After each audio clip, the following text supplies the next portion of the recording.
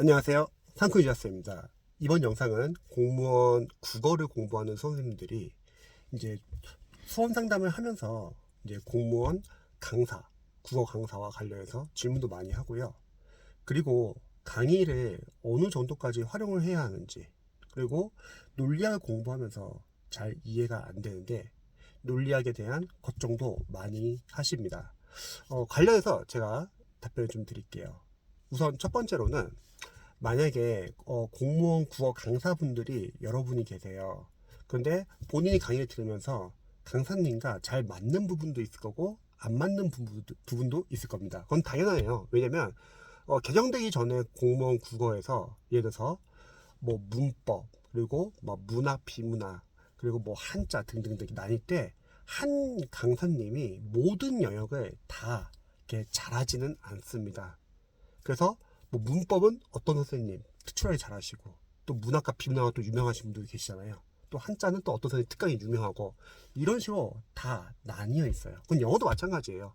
영어도 문법이 강화되신 분 계시고, 구문이 강화되신 분 계시고, 또 독해를 할 때도 어떤 강사님은 독해를 좀 어느 정도 안다는 전제의 수업을 하지만, 또 어떤 강사님은 독해를 학생들이 잘 모른다는 전제의 수업을 하는 강사님도 계시기 때문에 다들 강사님들이 실력이 다르고, 그리고 수험생분들도 본인의 수험 스타일이 다르듯이 이제 강사님들 강의 스타일이 다르기 때문에 특정 영역은 본인과 잘 맞는 강사도 있지만 안 맞는 부분도 많이 있습니다.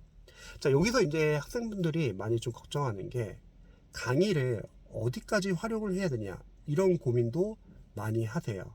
근데 저는 강사로서는 강의라는 거는 여러분들이 어떠한 개념을 받는데 혹시 이해가 돼요. 강의를 안 받는데도요. 그리고 문제를 푸는데 비록 틀린다 하더라도 해설을 보면 이해가 된다고 할게요.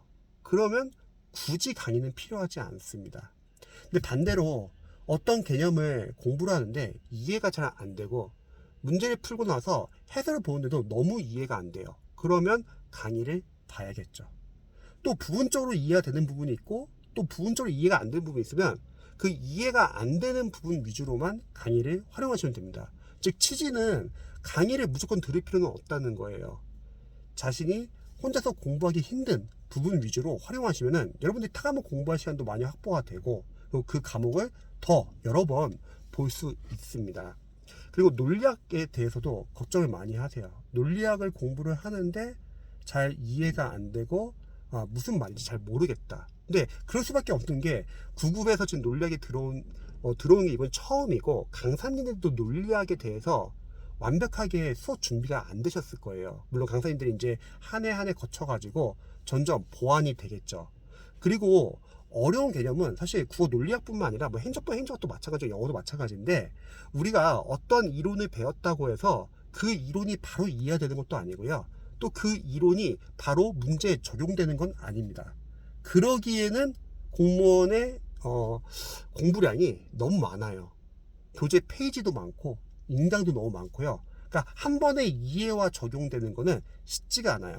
근데 이러한 상황에서 몇몇 수험생들은 그걸 이해를 못하기 때문에 다시 이해하기 위해서 오래 잡고 있거나, 또는 앞부분 넘어가가지고 막 찾아본다거나 그런 경우도 많거든요. 근데 잘 생각을 해봐야 될 게, 남아있는 수험 기간 동안에 이해가 안 되는 거를 이해하기 위해서 오래 잡고 있잖아요. 그러면 그 과목의 진도가 너무 늦어지고요. 또 그 과목에 너무 오랜 시간이 투자돼가지고 다른 과목을 공부할 시간이 부족해질 수도 있습니다. 저는 오히려 일단은 이해가 안 되면 이해가 안 되는 대로 중요한 부분만 그냥 체크만 해주시고요. 넘어가 주세요. 그 이유는 영어랑 국어랑 좀 비슷할 것 같은데요. 유기적인 관계가 있어요. 무슨 말이냐면 앞에서 중요한 개념이 있다고 할게요. 근데 그 개념이 잘 이해가 안 된다고 할게요. 그럼 과연 그 중요한 개념이 뒤에서 기출이나 또는 문제풀이 과정에서 문제가 돼서 다시 안 나올까요? 다시 나옵니다. 그럼 다시 문제를 나중에 그 과정에서 풀고 틀리고 다시 해설을 보고서 이게 전에 배웠던 기본서에서 그 이해가 안 됐던 개념이었구나, 이런 식으로 연계가 돼요. 또 더 중요한 거는, 만약 논리학을 여러분들이 기본서를 한번 끝냈어요. 잘 이해가 안 된 상태에서. 그러면 바로 넘어가지 마시고 일단 그 상태에서 다시 한번 여러분들이 직접 한번 회독을 빠르게 하셔도 괜찮고요. 그러면 한 번 볼 때보다는 두 번 볼 때 더 이해가 잘 되잖아요. 근데 그것보다 더 중요한 거는 기출에 가서 관련된 부분에 대한 기출이 있을 거 아니에요. 이게 이미 타 시험에서 논리학이 있기 때문에 그 부분들을 이미 다 따왔기 때문에 그 부분을 통해서 이론서에서 배웠던 개념이 실제 문제에서는 이렇게 적용되는구나. 그러니까 뒤의 과정에서도 알 수 있다는 거예요. 즉 너무 이해가 안 된다고 해서 그 이해가 안 되는 부분을 찾기 위해서 또는 해결하기 위해서 너무 오랜 시간을 투자할 필요는 없다는 겁니다. 그래도 어차피 이해는 안 될 거예요. 그냥 빠르게 기출로 가가지고 기출에서 문제에서 다시 한번 체크해 보는 게 더 낫습니다.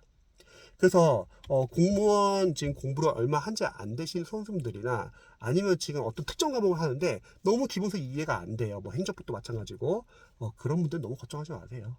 뒤에 기출과 문제풀이에서 계속 반복이 될 거고, 또 여러분들 기본서에다 단권화 작업을 할 거예요. 그럼 단권화를 계속 여러 번 보면서 그때 이해가 될 수도 있습니다. 계속 반복을 하다 보면서 문제 적용하면서 이해가 되는 경우도 많다는 거죠.